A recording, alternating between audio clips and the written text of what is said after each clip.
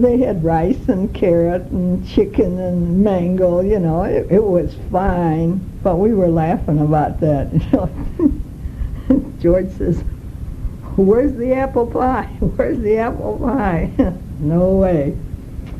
So the University of Peace is very small, and it sponsors the Elder Hostel. And of course, I don't know where they get, well, they get their money from big concerns. And they just get their money from all over the world, because this is a peace. It means peace in the world. And this is what the whole university is about, is struggling to serve the world, to get peace to everybody. And while we were there, we had a guide there, Charles, and he came and talked to us, and we planted 20 trees. Each one of us planted a tree. He took us down there. They'd already dug the hole, so we didn't have to do that. And they had the trees there. And when we're talking about trees, we're talking about a foot high. And I said, "What is this that I'm planting?" And I think he said it was a Mandaria negro. It means black wood tree. So that's it. And while I have to tell us, while we were talking to Charles, we're under this huge ficus tree with its big arms sticking here or there and everything. And George goes, he says, "Come and gather around, sit down here." George goes to gather around and sit down, and he hit his head on the tree. I nestled and I have been laughing, because we say, "Be careful, don't stumble on anything, don't fall." Oh God, poor George, we tease him unmercifully. So anyway, the guide showed us all the tropical trees and different kinds of moss, not like Spanish moss, but a cousin of Spanish moss, but it just had spikes sticking out all over the whole tree. And there was ferns and orchids, and it's just, it was just nice to see all the things and listen to what he said, and it was nice to walk around. And then there was another guide there, and his name was Mario.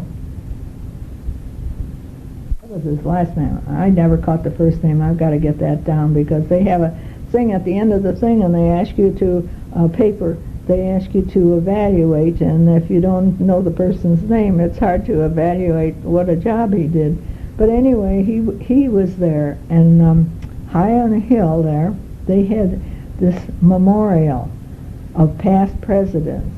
It was giant slabs of concrete, and on that it had a giant faces of each of the past presidents, and then plaques and words, everything in Spanish though, so it was, you could catch a word here and there. It was hard to see, but he talked about each one and explained when this president come in what he was going to do, and what he, and what he was for, and so on and so forth.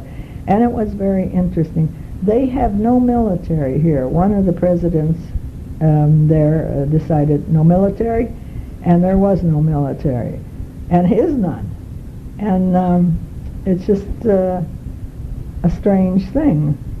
But they had for the taxes, it was a third of all the taxes taken was for the military. And of course now there's no military, and they're still wondering where the third of the taxes is. That was supposed to do good for all the people, So, well, we know where it is, but we won't tell them. So, and then Mario had a dog with him. Oh, a lovely dog. It was a Dalmatian, a young male, and his name was Boustros. I don't know if I said that right. Boustros. He was sweet.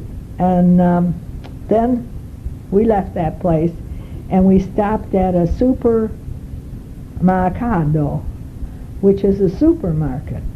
And everybody got out. Well, okay, you got 25 minutes. Let's go. So everybody got out. We're running to buy whatever. There's liquor there. Firewater is there. He says, we've got firewater there. And I noticed when we went in, the first thing you saw was ice cream cones, so we said, well, we'll have one of those when we walk out. But I bought peanut butter or our breakfast toast. I haven't got the urge yet, but usually about 5 days into the trip, someone will say, boy, I wish I had some peanut butter. And then I can pull it out and we'll have some peanut butter on our toast.